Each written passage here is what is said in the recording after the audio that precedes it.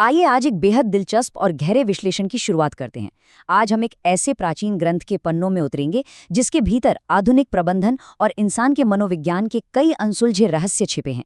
भगवद गीता के पहले अध्याय का 11वां श्लोक सुनने में यह भले ही सिर्फ एक ऐतिहासिक युद्ध का हिस्सा लगे, लेकिन असल में कार्यस्थल की असुरक्षा और हमारे दैनिक प्रशासनिक तनाव के साथ इसका संबंध सचमुच हैरान करने वाला है।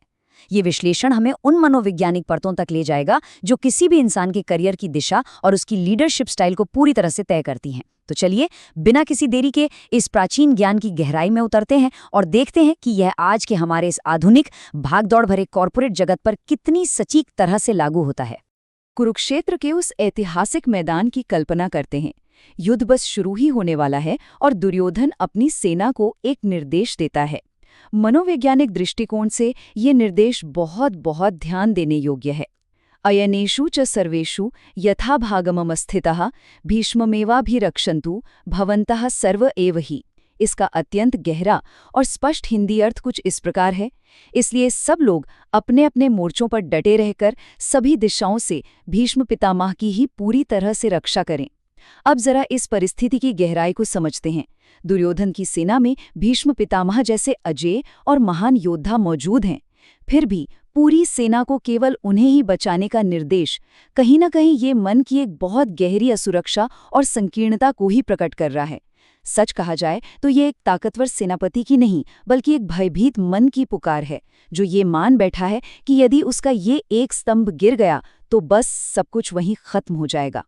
अब अगर इस प्राचीन रणभूमि के व्यवहार को हम आज के आधुनिक मनोविज्ञान के चश्मे से देखें तो चीजें एकदम साफ हो जाती हैं। मनोविज्ञान में इसे स्पष्ट रूप से पुष्टि पूर्वाग्रह यानी कंफर्मेशन बायस और असुरक्षा जनित नियंत्रण के रूप में परिभाषित किया जाता है। होता क्या है कि जब कोई इंसान भीतर से बहुत डरा हुआ होता है तो वो हर बाहरी परिस्थिति को, हर छोटी बड़ी चीज को अपनी मुट्ठी में कैद करने की कोशिश करने लगता है। दुर्योधन का अपनी पूरी सेना को बार बार एक ही निर्देश देना इस बात का बिल्कुल ज्वलंत उदाहरण है कि कैसे एक गहरा आंतरिक भय इंसान को किसी एक ही बात पर अटक जाने पर मजबूर कर देता है। इंसान विफलता के एक ही काल्पनिक बिंदु पर इतना ज्यादा केंद्रित हो जाता है कि उसका पूरा का पूरा दृष्टिकोण ही एकदम संकुचित हो जाता है। दिलचस्प बात यह है कि यह संकुचित मानसिकता सीधे आज के हमारे कॉरपोरेट जगत से जुड़ती है। किसी भी ऑफिस में एक असुरक्षित माइक्रो मैनेजर को देख लीजिए, उसकी मानसिकता ठीक दुर्योधन जैसी ही होती है। ऐसे लीडर्स कभी भी अपनी टीम की योग्यताओं पर पूरा भरोसा नहीं कर पाते। वो हर छोटी से छोटी चीज, हर ईमेल, हर प्रोजेक्ट को खुद ही नियंत्रित करना चाहते हैं। क्यों? क्योंकि उनके अंदर लगातार ये तनाव रहता है कि अगर एक भी कड़ी कमजोर हुई तो उनका पूरा साम्राज्य ताश के पत्तों की तरह ढह जाएगा। इसके ठीक विपरीत अगर हम एक सुरक्षित पेशेवर या एक परिपक्व लीडर को देखें तो वो अपनी टीम पर अटूट विश्वास करता है। वो सही लोगों को जिम्मेदारियां सौंपता है और अपनी आंतरिक शांति को हमेशा बनाए रखता है।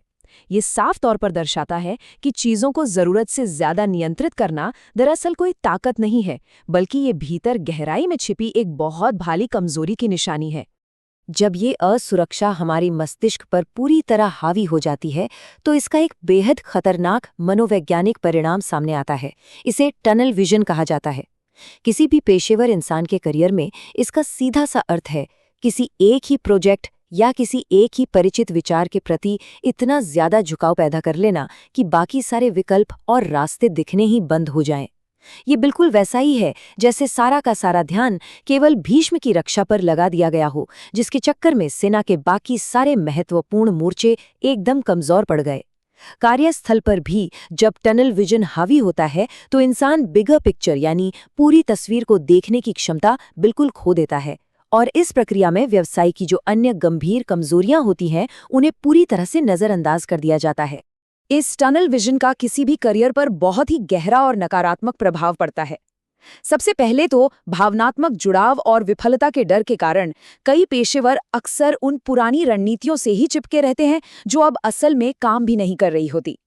बदलाव का ये डर उन्हें कुछ भी नया सोचने से ही रोक देता है। और इसका सीधा नतीजा क्या होता है? इसका नतीजा ये होता है कि व्यापक व्यावसायिक कमजोरियों पर किसी का ध्यान ही नहीं जाता। धीरे धीरे चीजों को एक बड़े और व्यापक नजरिए से देखने की क्षमता पूरी तरह खत्म होने लगती है। जब कोई लीडर केवल एक ही मोर्चे को बचाने में अपनी सारी ऊर्जा लगा देता है, तो वो अनजाने में ही पूरे संगठन के पतन का रास्ता खोल देता है। तो फिर बड़ा सवाल यह है कि इस मानसिक चक्रव्यूह से बाहर निकलने का आखिर रास्ता क्या है? सौभाग्य से इस स्थिति से उबरने के लिए कुछ बहुत ही स्पष्ट मनोवैज्ञानिक और आध्यात्मिक समाधान हमारे पास मौजूद हैं। सबसे पहला और सबसे महत्वपूर्ण कदम तो ये है कि हमें ये दिल से स्वीकार करना होगा कि हर चीज को 100% नियंत्रित कर पाना महज एक भ्रम है, इल्यूजन है। इसके बाद अपनी आंतरिक असुरक्षाओं को छिपाने के लिए पूर्वाग्रहों का सहारा लेना पूरी तरह बंद करना होगा। अपने विवेक को जगाना और अपने साथ काम करने वाले लोगों की, अपनी टीम की क्षमता पर भरोसा करना सीखना बेहद जरूरी है। सच्चाई तो यही है कि जब इस अत्यधिक नियंत्रण की इच्छा को छोड़ दिया जाता है, केवल और केवल तभी इंसान को सच्ची मानसिक शांति मिलती है और वो पूरी तरह से स्पष्ट और संतुलित निर्णय ले पाता है। इस पूरे विश्लेषण के बिल्कुल अंत में एक ऐसा सवाल उभर कर सामने आता है जो किसी दर्पण की तरह है, और ये हम सभी को बहुत गहराई से सोचने पर मजबूर करता है। सवाल ये है, क्या सच्ची सफलता हर छोटी चीज को नियंत्रित करने से यानी माइक्रो मैनेजमेंट से मिलती है, या फिर एक व्यापक दृष्टिकोण पर पूरे साहस के साथ भरोसा करने से? नियंत्रण का ये भ्रम हमें हमेशा यही महसूस कराता है कि ये हमें सुरक्षा दे रहा है, लेकिन असल में ये हमारी ही क्षमताओं को बांध रहा होता है। चीजों को मुट्ठी में जकड़ कर रखना नहीं, बल्कि विश्वास के साथ उन्हें स्वतंत्रता देना ही स्पष्टता और सफलता का असली मार्ग है। इसी एक गहरे विचार के साथ हमारा ये विश्लेषण आज यहीं संपन्न होता है। हमेशा याद रखें, सब कुछ नियंत्रित करने की चाह को छोड़ देना ही इंसान की सबसे बड़ी जीत है।